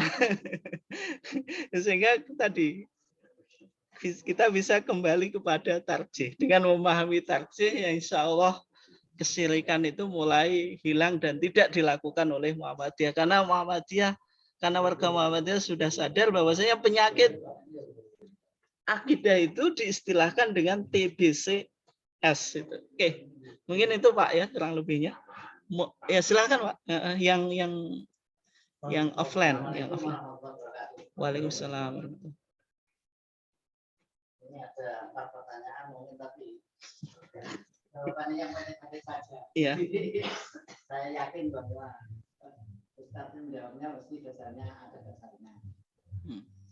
Jadi saya pernah membaca bahwa di dalam Al-Quran musibah ataupun apakah dia ada 3 ujian atau apa itu karena umat Islam ini sudah salah satunya tidak mau amal ma'ruf nahi munkar. Al-Quran ini ayat apa itu? Jumat yang lalu saya tampilkan itu. Jadi karena tidak mau salah satu mengingatkan amar ma'ruf dan nahi munkar, maka Allah menurunkan apa bentuk namanya musibah atau azab atau apa. Ini semua yang tidak saya termasuk pandemi ini kena semua. Tidak pilih kasih banjir gitu. Dan ini saya yakin kalau Indonesia itu seperti gini terus, musibah ini semakin banyak, tidak akan semakin sedikit. Penyakit nanti Omikron dibuat lagi oleh Allah yang lain yang lebih tepat lagi. Karena sudah itu amar ma'ruf nahi munkarnya sudah tidak ada ini. Nah ini satu yang ini itu dengan alasan-alasan tadi saya mohon penjelasan bahwa Ibu Amar Ma'ruf dan Nahi Mungkar ini yang memegang kunci. Ya, kalau salah satu contoh kecil dalam lingkungan, misalnya di situ ada warung jual minuman keras, ini ngerti ngaji, bisa salah satunya. Dan dalam konteks besar ya pandemi ini, ya toh, korupsi sembarang ya macam-macam itu satu. Terus ini doa. Ini jawabannya mohon beda. Doa itu yang dibaca oleh khotib pada saat Jumatan ataupun doa yang dibaca oleh seorang kiai pada saat kita istilahnya ramah tamah atau itu wajib diamini dengan angkat tangan atau diam. Ini mau jelaskan diam ini jawab itu aja atau tidak itu aja sudah nanti waktunya tidak terlalu saya senang jawaban pendek tapi tegas. Selama itu iya betul. Saya itu ada 20 pertanyaan dari rumah itu yang tapi itu sudah terus istilah-istilah di dalam Muhammadiyah ya ini ya saya ini orang awam ini tadi yang beliau seperti tajdid ya tadi ya tajdid itu di situ diartikan yang pertama tadi purifikasi dalam ilmu kesehatan. Purifikasi itu penjernihan, memurnikan air gitu ya, memurnikan agama.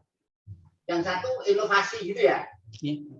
Tapi kenapa dikatakan tajdid kalau memang saya waktu sekolah saya di SMP Muhammadiyah dulu ya. Ke Muhammadiyah itu mengatakan Muhammadiyah itu memang gerakan untuk ingin memurnikan ajaran Islam. Tapi kalau ada istilahnya inovatif, ini kok kelihatannya hal-hal yang baru ya kan. Padahal memurnikan itu sudah paling bagus. Kembali Al-Quran itu wajah sudah, yaitu nggak mau diperbarui, tajdid diperbarui. Bagaimana agama diperbarui? Ya ini bahasa saya, monggo nanti ini. Dari doa, terus musibah, terus istighosah. Setiap warga kita ini rata-rata umat Islam itu kalau ada musibah atau itu kan istighosah itu, istighosah. Nah, apakah istighosah itu memang pernah dilakukan oleh Rasulullah atau tidak? Nah, ini sehingga pakaian putih-putih, Pak alun-alun semua, terus apa saja kondisinya. Saya kira 4 itu saja. Terima kasih. Assalamualaikum warahmatullahi wabarakatuh. Waalaikumsalam. Ini ada pertanyaan yang cukup menarik. Ada 4 poin ya. Cukup panjang tapi saya jawab singkat-singkat tadi. Yang pertama dalam konteks Muhammadiyah tadi. Muhammadiyah gerakan Islam. Wal takum minkum ummatun yad'una ilal khair. Artinya Muhammadiyah tampil sebagai gerakan Islam. Nah, gerakan Islam ini terimplementasi dalam 2 hal. Artinya wal takum minkum ummatun yad'una ilal khairi wa ya'muruna bil ma'ruf. Berarti ada gerakan Islam ini memerintah yang ma'ruf wa yanhauna 'anil munkar. Ketika terpenuhi gerakan Islam melakukan amal ma'ruf wa munkar, kemudian dijelaskan wa ulaika humul muflihun. Artinya ketika hanya memerintah yang ma'ruf tapi yang nahi mungkarnya tidak, maka tidak masuk wa ulaika humul muflihun. Nah, hanya saja di dalam Muhammadiyah ketika nahi mungkar ya tidak tadi nahi mungkar ada metode yang dilakukan dalam artian kenapa misalnya Muhammadiyah tidak ikut demo? Nah, ini kan butuh panjang jawabannya. Atau tidak menggunakan cara-cara yang kasar gitu, menggunakan misalnya kokam ini dikerahkan suruh bentrok atau suruh apa enggak ya, karena Muhammadiyah lebih menekankan tadi yang penting membangun Islam ini dengan banyak melakukan yang ma'ruf dulu.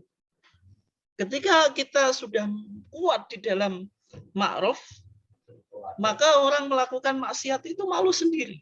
Ketika satu desa itu ada mungkin, mohon maaf ini beberapa rumah yang situ sudah ada cangkruan minuman keras. Kalau yang lainnya soleh ke masjid sendiri kan mereka malu. Meskipun ini butuh waktu yang panjang loh. Dalam artian tanpa kita harus datang, kita obrak-abrik apa yang minum tadi, tapi dengan banyak yang soleh, orang yang tidak soleh itu malu sendiri. Itu ya mungkin dakwah yang dilakukan. Kemudian yang kedua tentang istilah tadi. Ya memang ada beberapa istilah ya. Kalau di fikih bencana itu banyak sekali Pak. Tapi saya hanya kutip 3 tadi. Ada yang disebut apa musibah, ada bala, ada fitnah, kemudian ada azab, kemudian ada juga fasad, ada halak, ada tadmir tadi. Makanya tadi kan mungkin apa ayat yang mungkin Bapak apa maksud tadi kan misalnya wa idza aradna an nuhlika qaryatan amarna mutrafiha fa fasaqu fiha fa haqqa 'alaiha al-qaulu fadamarnaha tadmira. Ini kan yang dulu dikutip oleh Pak Hidar ketika melihat bangsa kita ini, ditampilkanlah ayat ini menjadi refleksi kita. Ketika Allah menghendaki suatu bangsa itu apa? Rusak, maka Allah akan memerintahkan orang-orang yang mewah di negeri tadi melakukan apa? Kefasikan. Ya, coba kita semuanya nanti ini dalam konteks politik dibisniskan ya, gitu. Yang melakukan apa? Kekuatan besar kan itu. Nah, sehingga kalau sudah apa maksiat ini didukung dengan kekuatan yang besar, makanya fadamarnaha tadmira, maka akan dihancurkan bangsa itu. Nah, sehingga Muhammadiyah menguatkan pada aumnya bagaimana membangun aum yang luar biasa, membangun yang ma'ruf ini sehingga bisa menjadi keseimbangan. Ya itu. Yang kecil sekali. Ya. Ya itu yang dilakukan oleh Muhammadiyah ya. Ya gitu. Karena melihat bangsa kita kan juga tidak satu warna, itu yang penting. Ya, ketika Muhammadiyah gegabah ya tadi Muhammadiyah kan tidak hanya bayani dan burhani tapi juga irfani. Bayani dan burhani itu oke, dilakukan siapa Nabi Ibrahim. Tapi kan ada konsekuensi tadi. Ya. Oke. Kemudian yang berikutnya tentang apa? Doa jamaah ya. Doa jamaah itu ada fatwanya Pak ya. Doa bersama. Doa bersama apakah diamini atau tidak. Nanti suatu saat kita bahas, tapi Muhammadiyah di situ fatwanya itu agak belum berani keras, Pak. Dalam artian kalau untuk konteks kemaslahatan kita yakini itu bagian daripada ibadah, tapi sekedar berdoa saja, nggak ada tuntunannya, itu masih diperbolehkan. Tapi kalau diyakini ini sebagai apa tuntunan Nabi, setiap sesuatu harus ada doa bersama, itu yang tidak boleh gitu. Tapi bukan doanya, mengamini pada saat khotib sedang. Oh, saat khotib. Pada saat khotib kan ada doa. Oh, konteks mengamini semua angkat tangan. Ya. Kalau di Muhammadiyah tidak mengangkat tangan dan aminnya tidak dikeraskan. Berarti siron. Masih ada. Maksudnya siron itu bukan didengar sendiri. Kenapa demikian? Karena tadi apa? Ansid wal imamu yaktub faqat lagot. Idza qulta li sahibika ansid wal imamu yaktub faqat lagot. Takutnya itu. Kalau engkau mengatakan kepada saudaramu diam dan imam sedang khutbah maka sia-sia. Dan wa idza quri'al qur'anu fastami'u lahu ansitu la'allakum turhamun. Ayat ini kan turunnya di mana? Waktu khutbah Jumat. Artinya ketika amin itu dibaca keras akan mengakibatkan doanya imam itu malah tidak diketahui apa yang dibaca. Padahal doa itu kan untuk dipahami, baru diamini. Tapi di masyarakat kan nggak penting. Yang penting kalau imam itu doa ya, khotib itu ya amin semuanya, nggak tahu yang dibaca itu apa.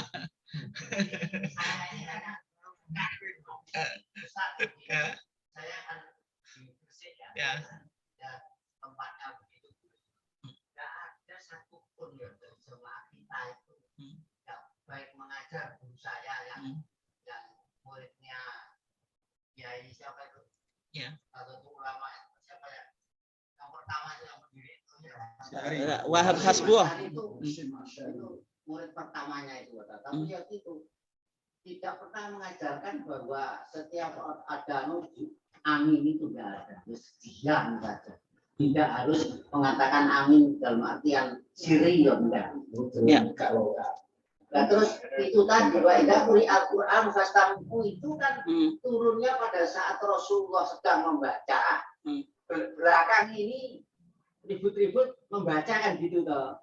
Terus disuruh diam itu.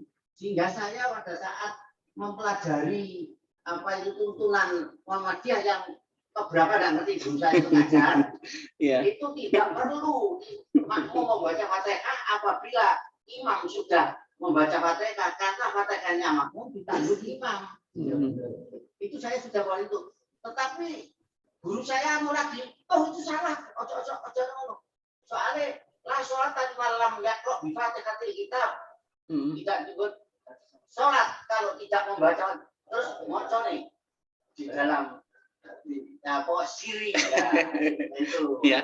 Jadi kalau di tempat saya, bukan pamer, memang tidak ada orang mengamini itu, tidak ada.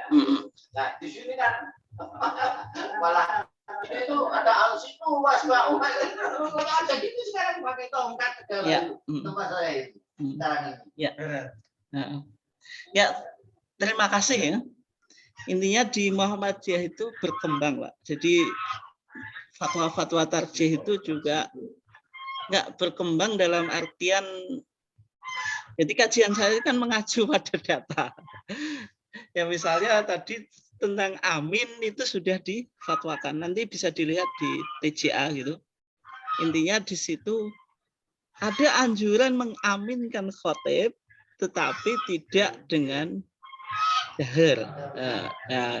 Wa idza quri'al Qur'anu fastami'u lahu wa ansitu la'allakum turhamun, itu punya pada khutbah Jumat, karena baca Quran itu kan kalau dalam mazhab Syafi'i kan termasuk rukun khutbah. Dan sehingga Nabi baca Quran itu disuruh apa? Mendengarkan itu. Nah, kemudian kalau tadi kalau baca Al-Fatihah itu panjang, Pak. Tapi di HPT kita, di HPT jilid 1 itu di Monas Tarjih di Minangkabau 1930 Muhammadiyah sudah memutuskan di Minangkabau itu yang Hamka itu dulu kan. Hamka kan 1929 itu sudah datang di Jogja, di Solo. Kemudian 1930 itu dia Hamka juga ikut, dan sehingga terjadi perdebatan tentang apa, Aisyah boleh nggak tampil di depan, itu perdebatan Haji Rasul dengan Mas Mansur. Jadi di Munas 1930 itu Muhammadiyah sudah menjelaskan bahwasanya makmum itu juga baca Al-Fatihah. Kemudian didukung pada putusan sholat jamaah itu tahun 1952. Kemudian di HPT jilid 3 Monas Tarjih ke-29 2015 itu sejarahnya semacam itu ya, agak panjang. Oke. Kemudian berikutnya yang terakhir apa tadi? Istighosah. Istighosah itu kan meminta pertolongan, sehingga ada wali ghaus. Dalam Maulid itu menyebut Nabi Ghausuna, penolong kami. Wali Ghaus itu biasanya Syekh Abdul Qadir Jailani kalau di luar. Ini yang sehingga apa dikirimi Al-Fatihah itu dalam tradisi Sufi ya. Tapi di dalam konteks di Muhammadiyah kan intinya nanti Muhammadiyah itu memandang ini ibadah atau muamalat. Kalau ibadah ya harus Quran dan Sunnah. Sesuatu yang tidak ada sumbernya dari Quran dan Sunnah maka tidak dilakukan. Itu saja di Muhammadiyah. Kemudian makna artinya ketika Muhammadiyah melihat istighosa itu harus melihat ini dilakukan Nabi atau tidak. Kalau tidak ya tidak kita lakukan. Simpel gitu cara beragama Muhammadiyah. Nah kemudian tadi tajdid artinya purifikasi.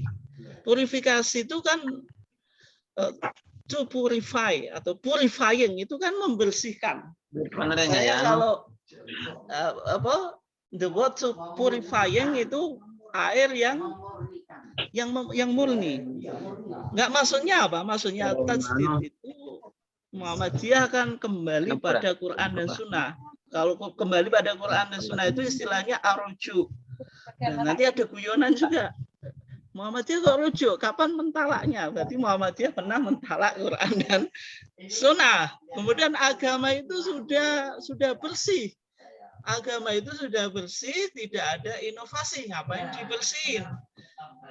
Maksudnya berarti Muhammadiyah seolah-olah dulu beragama inovasi, ada kotornya, kemudian baru bersih kayak tadi. Rujuk berarti dulu pernah mentalak Quran dan Sunnah, sekarang rujuk lagi kayak nikah kan, mentalak istri kemudian rujuk. Bukan semacam itu, maksudnya itu rujuk atau purifikasi itu melihat praktek dalam beragama karena ada masa kejumukan. Umat Islam tidak kembali pada Quran dan Sunnah, mengkultuskan tek-tek agama yang kitab-kitab karangan ulama, kemudian juga mengkultuskan sosok ulama atau kiai. Pendapat madhab dan pendapat ulama atau kiai ini sudah mutlak benar, tidak boleh diganggu gugat. Itu yang diantaranya yang menjadi sebab lahirnya Majelis Tarjih kan. Kita boleh percaya pada kitab kuning ulama, tapi tidak dikultuskan. Dalam arti pendapat ulama dan pendapat kitab kuning itu boleh diuji dengan Quran dan Sunnah. Sehingga Muhammadiyah di situ, tajdidnya di situ. Artinya bukan dulu keruh kemudian dirusai, tidak. Karena melihat praktek agama di dalam umat Islam ini kan tidak semuanya Sunnah, ada tradisi-tradisi yang dianggap bagian dari agama, ternyata ketika dilihat Quran dan Sunnahnya tidak ada. Nah, sehingga ini yang disebut apa? Purifikasi. Mungkin sikatnya itu Pak ya. Nanti panjang ya. Ya, silahkan. Ya, mungkin pemurnian itu kalau di Indonesia jelas terasa karena apa? Saudara datang dari masyarakat yang masih murni, masuk ke Indonesia dengan berbagai macam tradisi. Ya, itu praktis, ada akulturasi budaya dengan akulturasi budaya campuran macam-macam sampai sekarang nggak bisa dibaleni, nggak bisa dikembalikan. Bahkan di dokumen Belanda kan paling sering diangkat itu bahwa Sunan Ampel itu pernah ngiling nang Sunan Kalijogo. Ojo ngono ki besok bocah-bocah besok balik. Enggak aku cari caca. Karena Sunan Kalijogo itu juga dengan budaya, dengan gaya wayang, gaya macam-macam tradisi dibawa itu. Akhirnya angel balik sampai sekarang. Makanya di sini dilakukan dari nenek moyang itu juga susu salah. Di sinilah maka muncul purifikasi atau pemurnian adalah kembali ke 24 karat lagi, sudah sekarat kan. Jadi kembali kepada formil semula Al-Quran dan itu hanya tambahan. Ya, terima kasih Pak Khudari atas tambahnya. Karena waktunya sudah malam, kelihatannya yang di Zoom juga sudah mulai ngantuk-ngantuk ini. Sudah pukul 10. Ya, terima kasih Bapak-bapak dan Ibu-ibu sekalian yang partisipasi dalam kajian kita baik di Zoom maupun yang offline. Terima kasih semuanya. Terima kasih Pak Danhar juga yang memfasilitasi kajian kita. Semoga kita bisa tetap continue dalam mengkaji pemikiran-pemikiran Muhammadiyah. Muhammadiyah ini kan perlu dikaji sehingga kita betul-betul bermuhammadiyah dengan keilmuan, bukan sekedar yang penting ikut Muhammadiyah, tetapi memahami kenapa kok Muhammadiyah memiliki pandangan atau pemikiran yang tertentu yang mungkin juga berbeda dengan di dalam yang secara umum diyakini di dalam masyarakat, ternyata juga punya dalil berdasarkan Quran dan Sunnah Maqbulah, dan juga dirumuskan melalui manhaj tarjih, sehingga kita menjadi semakin mantap dan memahami beragama dan juga bermuhammadiyah. Terima kasih Bapak Ibu sekalian. Kita tutup dengan bacaan kafaratul majlis. Subhanakallahumma wa bihamdika asyhadu an la ilaha illa anta astaghfiruka wa atubu ilaik. Wassalamualaikum warahmatullahi wabarakatuh. Waalaikumsalam warahmatullahi wabarakatuh.